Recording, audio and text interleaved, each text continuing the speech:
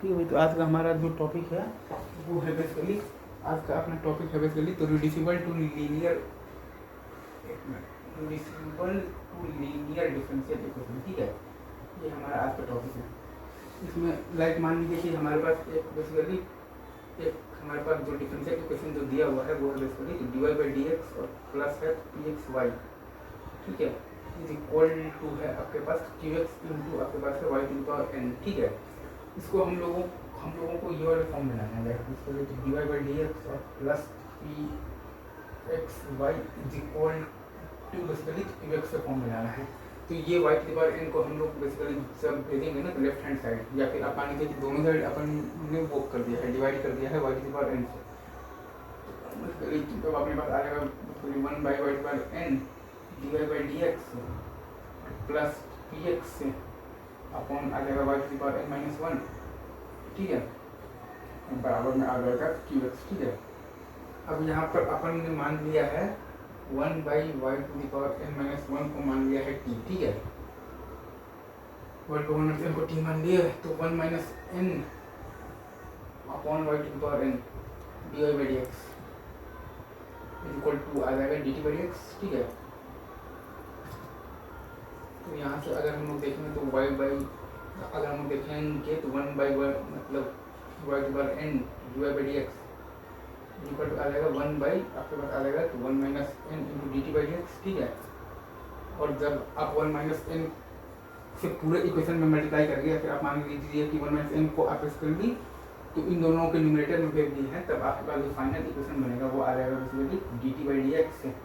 ठीक है, और प्लस आ जाएगा पी एक्स इंटू आ जाएगा तो टी इंटू आ जाएगा बेसिकली आ जाएगा वन माइनस एन। ठीक है, इक्वल टू आ जाएगा Q X into one minus N. ठीक है,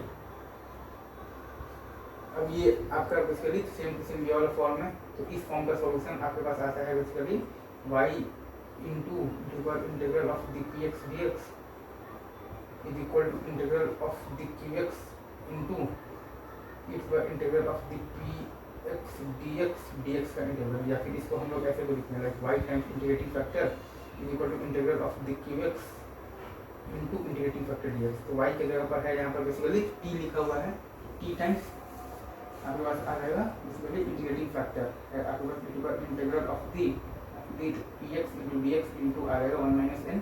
ठीक है, और ये बेसिकली बराबर है integral of the Q X के जगह पर है आपके पास basically Q X into one minus N.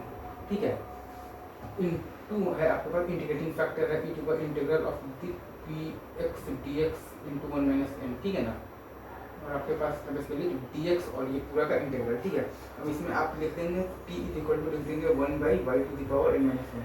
ठीक है, तो यहाँ से फिर आपके पास आ जाएगा one by Y to the power N minus one into the power integral of the P X D X into one minus N is equal to integral of the Q X into one minus N into integral of the P X D X into one minus N into D X और ये पूरा का integral. ठीक है, ये अपने पास आता है लास्ट में सॉल्यूशन। ठीक है,